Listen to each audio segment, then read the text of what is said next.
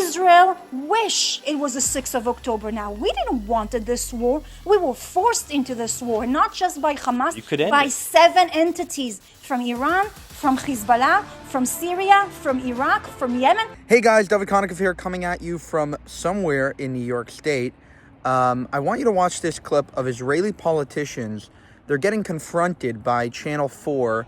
I'm not sure if it's an Israeli channel or an American channel, but this guy is very hostile, and the Israeli politicians give some great answers as to why Israel is ending the ceasefire with Hamas, or Hamas broke the ceasefire, whichever way you want to put it. I think Hamas broke the ceasefire, and why Israel must destroy Hamas, and why this time it's going to be different. It's not going to be a long, drawn-out war, but with Donald J. Trump, it's going to be a very fast, decisive, and victorious war for Israel.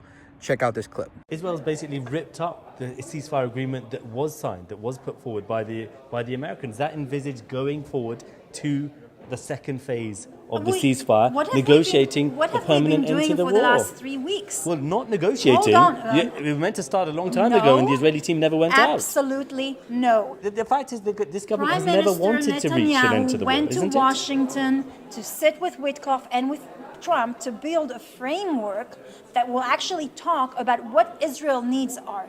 And that's very important, because at the end of the day, we have to bring back the security and the safety of our children. Netanyahu has his own priorities.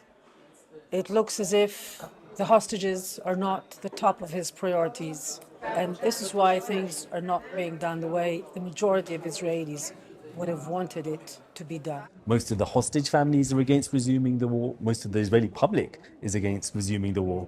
Why is your government doing it? None of the so-called facts you just stated are correct. Some families are against. I don't judge the families, not at all.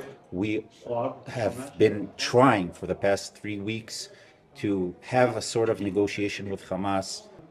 It's understood that they're not going to release hostages without staying in Gaza. Staying in Gaza is not something we are willing to let them do. Therefore, there's no other way. You killed 50,000 Palestinians in Gaza. You've destroyed much of the Gaza Strip. If that hasn't been enough to eliminate and destroy Hamas, what on earth makes you think it's possible to achieve militarily now? There's an American plan of President Trump, saying which has been widely rejected by Gazans and the Arab states. I don't care. I care about the Israeli interests. I don't care about the interests of people in Gaza. I don't care the interests about people in London. I care about my family. I care about my people that were butchered, slaughtered, and raped here not too long ago. It has been proven that only military pressure brings a good deal. A year and a half of very intense war with a lot of civilian casualties in Gaza shows that it's not possible to militarily alone defeat Hamas. A year and a half under the Biden administration that forced us to fight Hamas with one hand, but to feed them with the other. So I can tell you that now the war is going to be handled in a totally different way with the Trump administration, with the backing of America. Trump himself said numerous times that all hell should break on Gaza if they're not bringing back all hostages. What does unleashing hell look like? I mean, you've already seen under, as you say, the Biden administration, daily death tolls of around 300-400 people a day. You will see exactly what it means. This terrorist organization, it's not just holding, I mean, if it still holds civilian power, within a couple of months, it can regroup another group and recruit more terrorists and form a more powerful army to fight us. So we can't just fight it from a military perspective, but also from a civilian point of view and dismantle their civilian power. Do you think it is possible to militarily defeat Hamas, dismantle its civilian infrastructure then? Absolutely. You think that is possible? Yeah, absolutely. I mean, but how many more lives is that gonna take of ordinary Palestinians as well? It can be with 0 lives if Hamas tomorrow take down their arm and surrender and bring back our hostages. 0. We're dealing with a terrorist organization, and as much as they're sacrificing and hate the Jews and want to completely obliterate us and our communities, they don't care for the lives of Palestinians either. That responsibility is on the hands of Hamas and Hamas only. If they come, are you comfortable with 400 people being killed a day, 500 people? Is that's something that you're willing to countenance going forward to try and destroy Hamas? This equivalence is absolutely absurd. You think I like that? You think I wanted that? Israel wish it was the 6th of October now. We didn't wanted this war. We were forced into this war, not just by Hamas, You could end by it. 7 entities from Iran, from Hezbollah, from Syria, from Iraq, from Yemen. You're in favor of resuming the war or against it? It's not a war, it's a genocide, and obviously I'm against it because I'm against any kind of war crime. Your view is very much a tiny minority view amongst Jewish Israelis right now. Why are you losing the argument? I don't think we're losing the argument. You know, in order to lose an argument, there must be a counter argument. There's none. And you are right.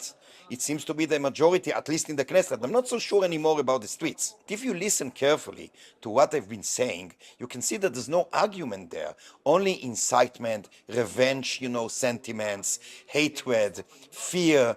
That's not an argument. How do you think you deal with the issue of Hamas? Because a lot of Israelis are concerned about the prospect of them remaining in power in Gaza. It is a big problem, and we should find a way to make sure that Hamas is not in power in Gaza.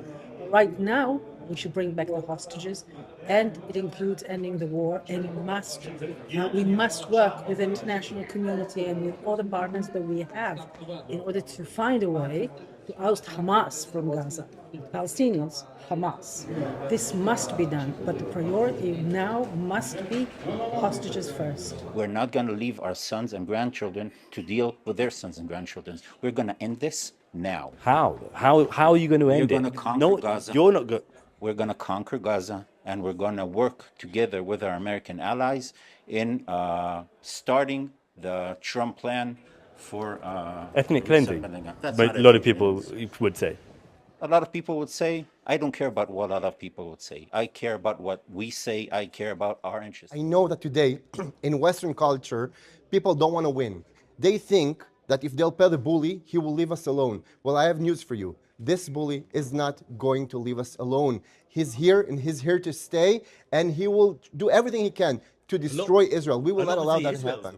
A lot of people would say Israel's the They- bully. they- They're the greater force, and they're the ones Only pummeling people with Gaza. a broken moral compass can say that Israel is the bully after the massacre of October 7th. All right, thanks for watching. I think that they gave, for the most part, great answers. Donald J. Trump is not holding back Israel. Essentially, he's giving them free rein to defend themselves and actually be sovereign and just make their own decisions as they should. For more, subscribe to the channel. If you want to help us make more of these videos, you can go to buymeacoffee.com/JewishUncensored. Thank you, and have a good one.